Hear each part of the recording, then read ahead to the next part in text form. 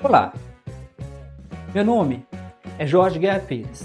Eu sou doutor em Engenharia da Informação, focado em Bioinformática. Ultimamente, eu tenho escrito vários livros. Eu decidi dedicar parte desses livros ao conceito de divulgação científica. Então, neste podcast, você vai ver vários episódios sobre assuntos bem variados. Esses assuntos envolvem política, religião, e todos eles tentam trazer a ciência para um público geral. Meu desafio é transformar aquilo que é acadêmico em algo popular. Por isso, em um dos projetos relacionados, eu chamo de Ciência Popular, que é o nome do site que está conectado a esse podcast. E outros vários projetos como no YouTube. Então, você é convidado a compartilhar, a deixar as pessoas saberem desse projeto e que possamos alcançar um número máximo de pessoas. Então, boa experiência e bom aprendizado. Hoje a gente vai mergulhar num mecanismo fascinante e um pouco perturbador. Como é que uma autoridade moral quase sagrada pode ser construída pela mídia? A questão central, e o artigo que guia a nossa conversa deixa isso bem claro, não é a fé das pessoas, tá? É o processo que blinda uma figura pública, colocando ela num patamar, assim, acima da crítica. A nossa espinha dorsal aqui é um artigo do pesquisador Jorge Guerra Pires, chamado O Milagre da Câmera. É um texto que funciona quase como um bisturi, sabe? Ele disseca esse fenômeno. E para dar mais corpo para essa análise, a gente vai usar também trechos do livro A Posição do Missionário, do Christopher Hitchens, e uma transcrição de uma reportagem sobre um experimento social que parece até ficção. A nossa missão é entender essa fábrica de mitos. Vamos colocar lado a lado dois casos que, a princípio, não têm nada em comum. Um envolve Madre Teresa de Calcutá e o outro um médium completamente falso chamado Carlos. O objetivo é ver a engrenagem por trás dos dois. Certo. Vamos começar a desempacotar isso. O que eu acho mais fascinante aqui é que não estamos falando de casos isolados, sabe? Ou de personalidades únicas. O que o artigo do Pires aponta, e as outras fontes confirmam, é um padrão, é um roteiro quase, uma narrativa quando ela é escolhida e amplificada pela mídia de massa, pode criar uma autoridade tão poderosa que a própria realidade, ela vira um detalhe. A grande questão que fica é, como essa máquina funciona com tanta eficácia e por que a gente é tão suscetível a ela? Exato. Vamos para o ponto de partida dessa história toda, que é o ano de 1969. O jornalista Malcolm Muggeridge, uma figura bem conhecida da BBC, está na Índia produzindo um documentário sobre a Madre Teresa. Uma das locações principais é a famosa Casa para os Moribundos em Calcutá. E as descrições do lugar são bem consistentes. Um ambiente extremamente escuro, com janelas pequenas, quase nenhuma luz natural. Basicamente um pesadelo para qualquer cinegrafista da época. E não era só uma impressão, era um problema técnico real. O cinegrafista da equipe, um cara chamado Ken Macmillan, foi categórico. Ele disse para o Muggeridge, olha, não vai dar para filmar aqui dentro. É impossível. Eles tinham um equipamento de iluminação muito limitado, uma luz auxiliar bem pequena. As condições eram objetivamente inviáveis para o tipo de filme que eles usavam. Ele estava pronto para desistir daquelas cenas. Só que eles filmaram mesmo assim. E quando o material chegou em Londres para ser revelado, aí aconteceu o que ficou conhecido como o milagre. As cenas que, pela lógica, deveriam estar escuras, talvez com algumas silhuetas, apareceram com uma clareza impressionante. Uma luz suave e etérea, iluminando todo o ambiente. E a reação do Malcolm Muggeridge foi assim imediata e definitiva. Ele não tratou aquilo como uma curiosidade técnica, um acaso. Ele foi a público e declarou que aquilo era luz divina. Ele usou o peso do nome dele e da BBC para afirmar que o mundo estava testemunhando o primeiro milagre fotográfico da história. O artigo de Pires argumenta que foi esse evento, essa narrativa do milagre, que catapultou a Madre Teresa de uma figura relativamente conhecida por um ícone global. Foi a ignição do mito, né?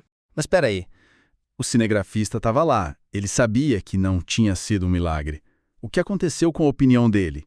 Ele não tentou explicar o que tinha acontecido? Ah, ele tentou. E é aqui que a história fica realmente reveladora.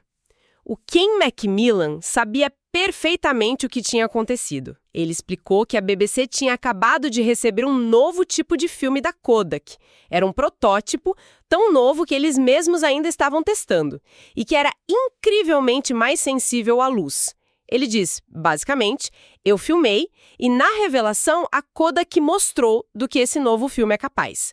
Era uma explicação puramente técnica. E como o Muggeridge reagiu a essa explicação? De acordo com os relatos que o Hitchens coletou e que o Pires analisa no artigo, o Muggeridge simplesmente o cortou.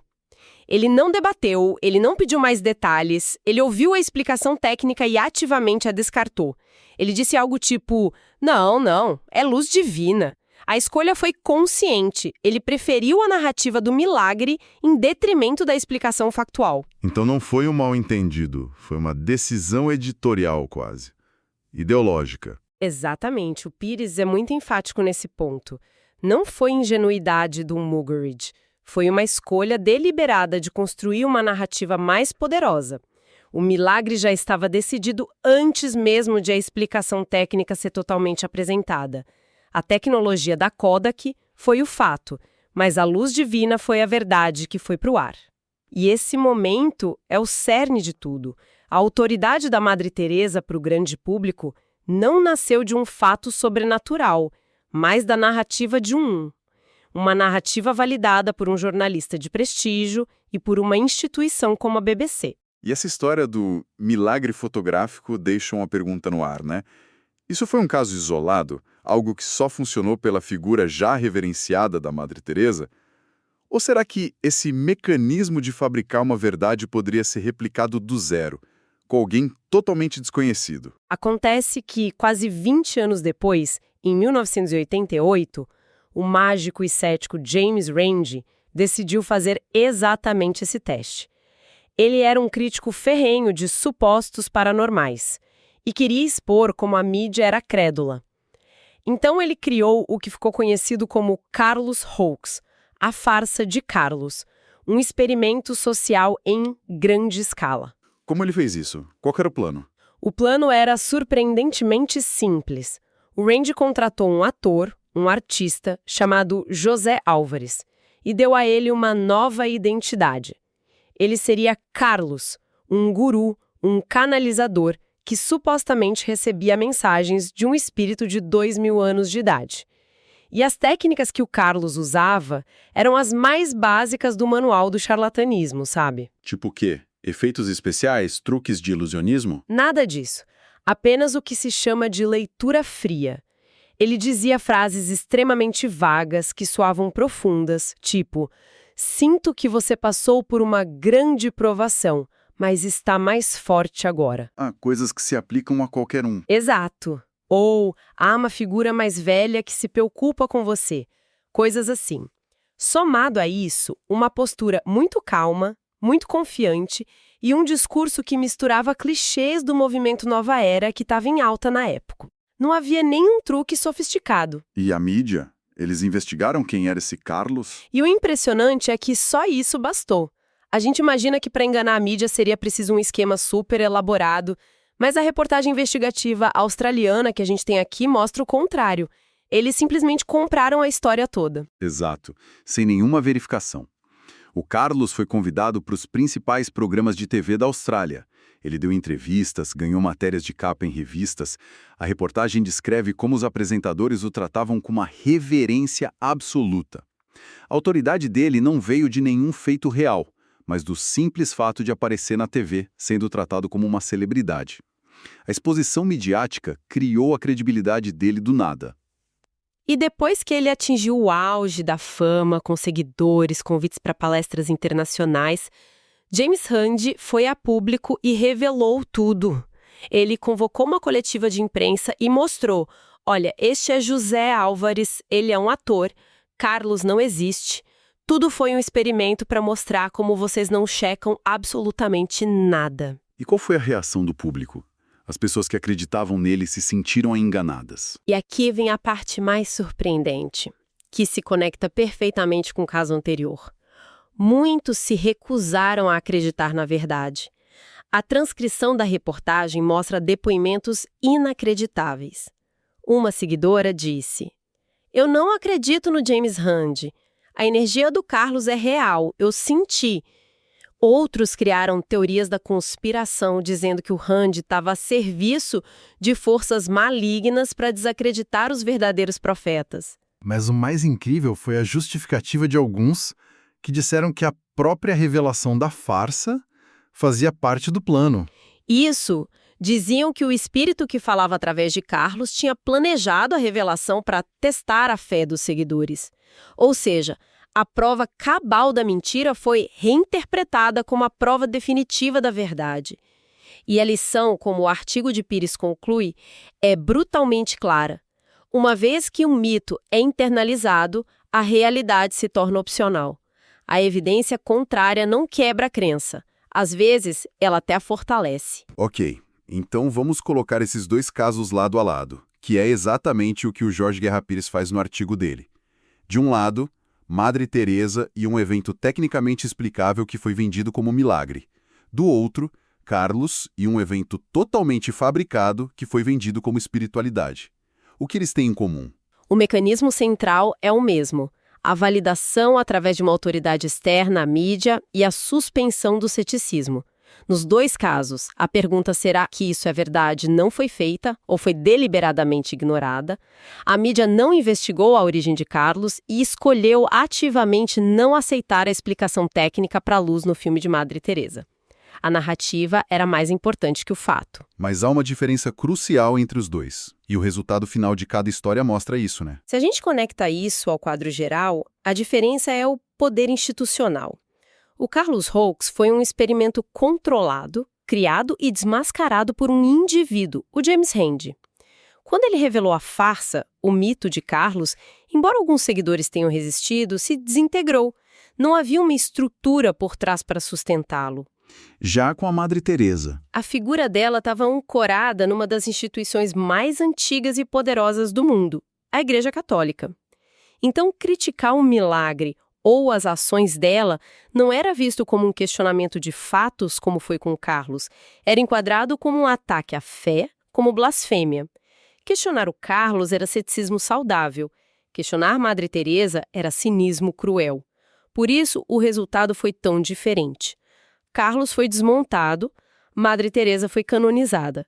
A instituição protegeu e amplificou o mito. e aí que a análise de Pires e Hitchens se aprofunda, mostrando que essa blindagem teve consequências muito reais e problemáticas. O experimento Carlos foi, no fim das contas, inofensivo, mas o mito em torno da Madre Teresa, segundo as fontes, não foi. Exato. As fontes que a gente tem de ex-voluntários e observadores pintam um quadro bem diferente da imagem popular. O primeiro ponto é a romantização do sofrimento. Tem uma citação famosa relatada pelo Hitchens, em que a Madre Teresa diz a um paciente sofrendo de uma dor terrível por causa de um câncer: "Você está sofrendo, isso significa que Jesus está te beijando." Ao que o paciente teria respondido: "Então, por favor, diga a ele para parar de me beijar." É uma frase de um impacto tremendo.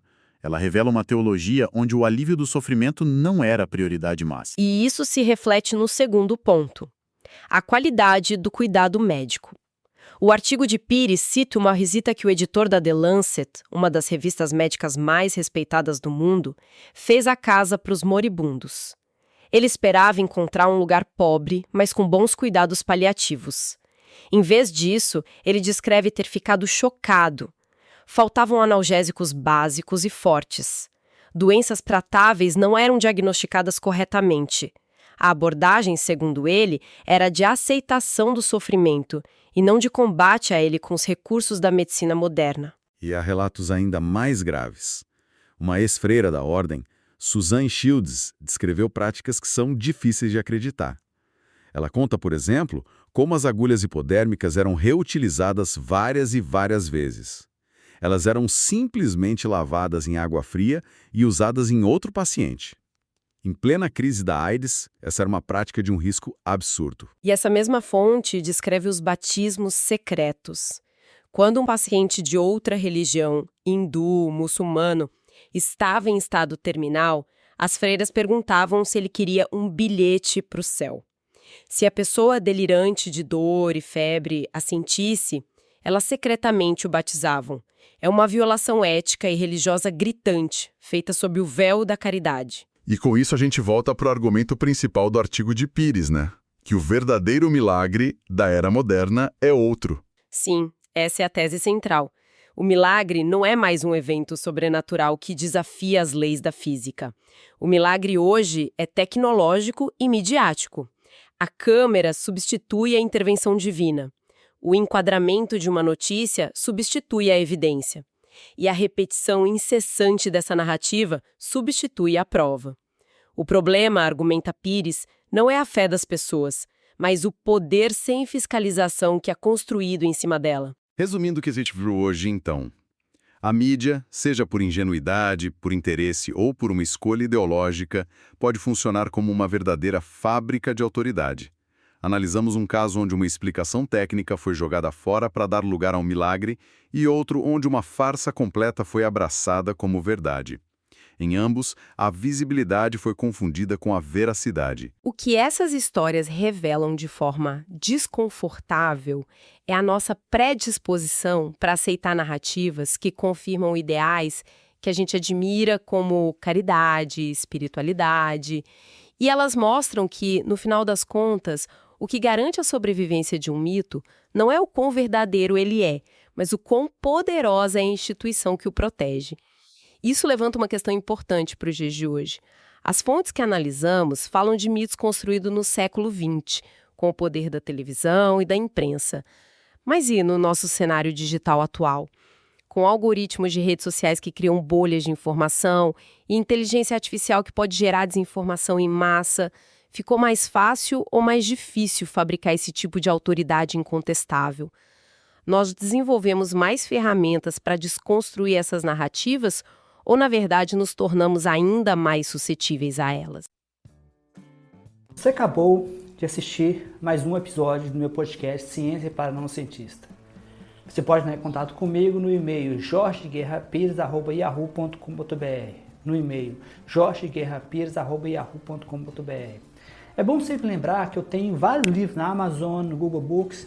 Esses livros estão em formatos bem variados, como formato impresso, e-book, Kindle, audiolivros, então você tem toda uma gama de escolha. Existe sempre a opção de fazer uma doação, oferecer um suporte para que eu possa manter o podcast em versão premium e possa manter os episódios por um período maior do que 3 meses, ou até mesmo deixar vários episódios maior do que 2 horas por mês, que é o meu limite. Então, eu te convido a fazer doações para o e-mail, o mesmo e-mail que eu falei anteriormente, que é jorgeguerrapires@yahoo.com.br, jorgeguerrapires@yahoo.com.br. Então, muito obrigado e continue no podcast para ver os próximos episódios e não deixe de compartilhar com seus amigos, com pessoas que possam se interessar. Um grande abraço, até mais, Jorge.